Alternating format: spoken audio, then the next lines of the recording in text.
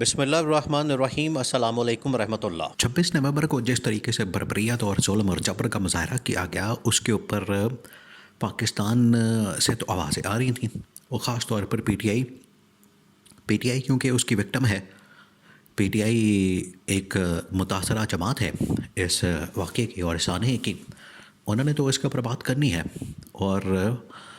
اب P T I نہ صرف اس کے بارے میں جو حقائق بیان کر رہی ہے،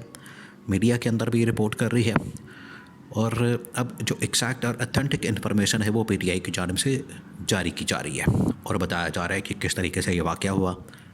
کس وقت ہوا، کیسے ہوا، کتنے فائر مارے گئے، کیسے لوگوں کو مارا گیا۔ وہ اب پی ٹی آئی نے پوری ایک ڈاکومنٹ کی شکل میں باقاعدہ شواہد اور ثبوتوں کے ساتھ، دیکھیں عمران خان کو، یہ ہمیشہ لوگ بات کرتے ہیں کہ عمران خان نے 9 مئی کروایا، عمران خان نے 9 مئی کروایا، اسی چکر میں عمران خان کو دوبارہ سے جیل میں ڈال دیا گیا، اس کو دوبارہ پکڑا گیا، اس کو اریسٹ کیا گیا، اس کا ریمانڈ جو ہے وہ دے کے تو اجالہ کے اندر بند کر دیا گیا ہے۔ اب 9 مئی کے اوپر بات کرتے ہیں، عمران خان کہتا ہے کہ 9 مئی، چلے میں مان لیتا ہوں آپ کی تھوڑی دیر کے لیے بات کو مان لیا جاتا ہے کہ 9 مئی کے اندر پی ٹی آئی بطور جماعت اس کے اندر شامل ہے، تو اس کے کچھ شواہد بھی تو لائیں، اس کا کوئی ثبوت بھی تو لائیں، اس کا کوئی ایویڈنس بھی تو لائیں، اس کے متعلق کوئی آپ ڈاکومنٹ بھی تو لائیں، یا سی سی ٹی وی فوٹیج لے کر آئیں، جس سے پتہ لگے کہ پی ٹی آئی کا اس کے ساتھ واقعی میں کوئی تعلق ہے۔ اب جب یہ واقعہ ہوا ہے 26 نومبر کا، جو کہ ثانیہ 26 نومبر ہے، ڈی چوک ہے، ثانیہ ڈی چوک ہے، اس کے اوپر پی ٹی آئی کو کہا گیا کہ آپ جو پورا پاکستان کے اندر آپ نے سر پر اٹھا لیا ہے، شور مچایا ہوا ہے، ہر روز جو ہے اس کے اوپر بات کر رہے ہیں، تو شواہد لے کر آئیں، ثبوت لے کر آئیں۔ تو پھر پی ٹی آئی جو ہے وہ 2-4 دن لگے، 26 کو رونما ہوا یہ واقعہ، تو دسمبر چڑھ گیا، پہلے دسمبر تک جو ہے انہوں نے پورے پھر شواہد کٹھے کرنے کے بعد 2-3 کو جو ہے یہ پھر پبلک کر دیا ہے، ریلیز کر دیا اور بتا دیا کہ کس کس وقت کہاں کہاں شہادت ہوئی ہے اور کیسے لوگوں کو مارا گیا ہے، ان کو پکڑا گیا، ان کو اس کے اندر نہ صرف سینکڑوں لوگوں کو پکڑا گیا، اریسٹ کیا گیا، ان کے اوپر گولیاں چلائی گئی، ان کے اوپر فائرنگ کی گئی، ان کے اوپر سیدھے فائر مارے گئے،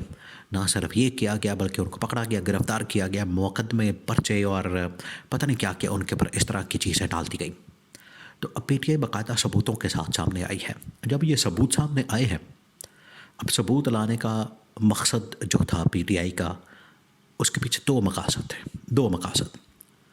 ایک تو مقصد یہ تھا کہ جو پروپیگنڈا ہو رہا تھا، جس طریقے سے فیک پروپیگنڈا کیا جا رہا تھا، کوئی کہہ رہا تھا یہ ہو گیا، کوئی کہہ رہا تھا وہ ہو گیا، کوئی اس کے بارے میں سالڈ اور اتھینٹک بات نہیں کر رہا تھا کہ ایکچول میں واقعہ کیا ہوا۔ پی ٹی آئی نے ایک تو اس کی نفی کی، اس کی تردید کی، اور جو حقائق تھے وہ قوم کے سامنے رکھے اور بتایا کہ واقعی میں گولیاں چلی ہیں۔ جو لوگ یہ بات کر رہے تھے کہ گولیاں نہیں چلی یا وہاں پر فائرنگ نہیں ہوئی، وہاں پر لوگوں کو نہیں مارا گیا، ایک تو انہوں نے اس کو ڈاکومنٹ کی شکل دے کر بتا دیا کہ وہاں پر گولیاں چلی ہیں، وہاں پر لوگوں کو مارا گیا ہے، یہ پہلی بات۔ دوسری بات یہ کہ ان کا مقصد یہ تھا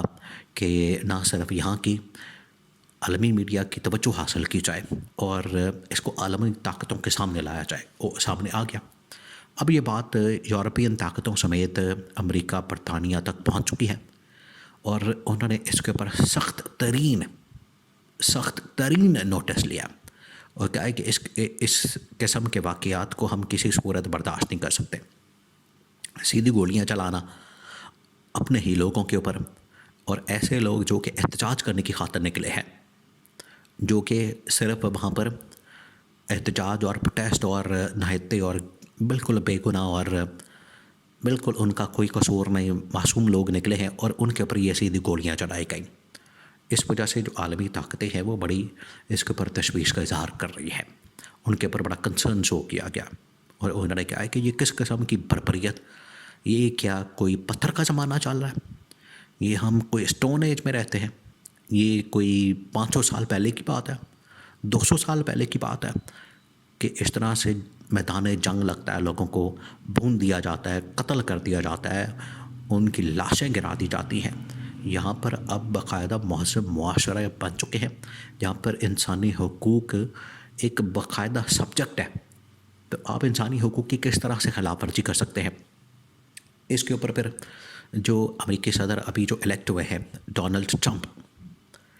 انہوں نے بڑا سخت رد عمل دیا اس کے اوپر، اور کہا کہ یہ اتنا بڑا واقعہ ہو گیا، ابھی تو میں نے صدارت کا چارج سنبھالنا ہے، جنوری کے اندر جا کے میں نے صدارت کا یہ عہدہ سنبھالنا ہے، اب یہ دسمبر جا رہا ہے، یہ آخری مہینہ چل رہا ہے جو بائیڈن کا، تو جنوری کے اندر جو ہے وہ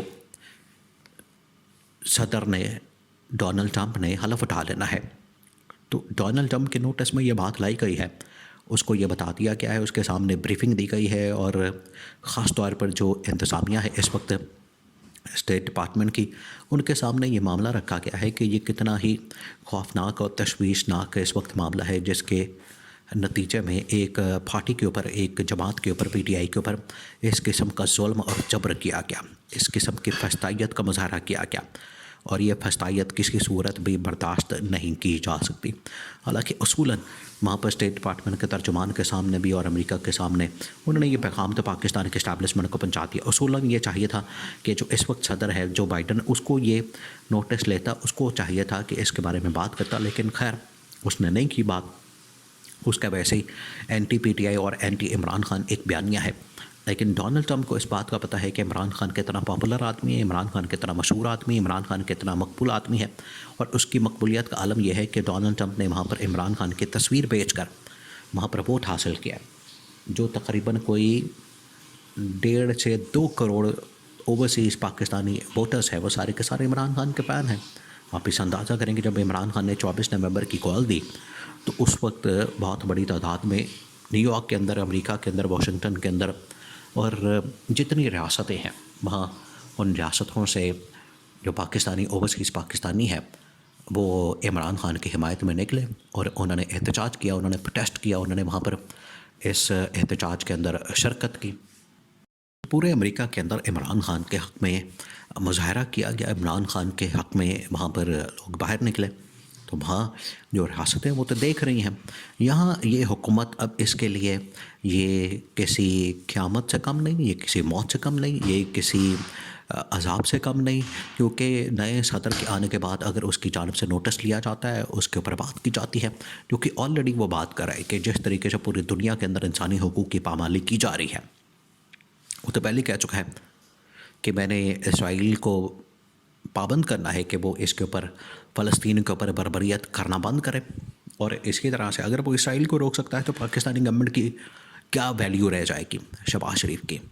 اس وجہ سے انہوں نے پوری کوشش تو کر لی ہے اس تک پی آر بنانے کے لیے، جس میں ناکام ہوئے ہیں، اور کم از کم عمران خان نے یہ لوہا منوایا اپنی طاقت سے، 26 نومبر کے آنے کے بعد اس کے اوپر بڑا سخت رد عمل عالمی طاقتوں سے آیا ہے۔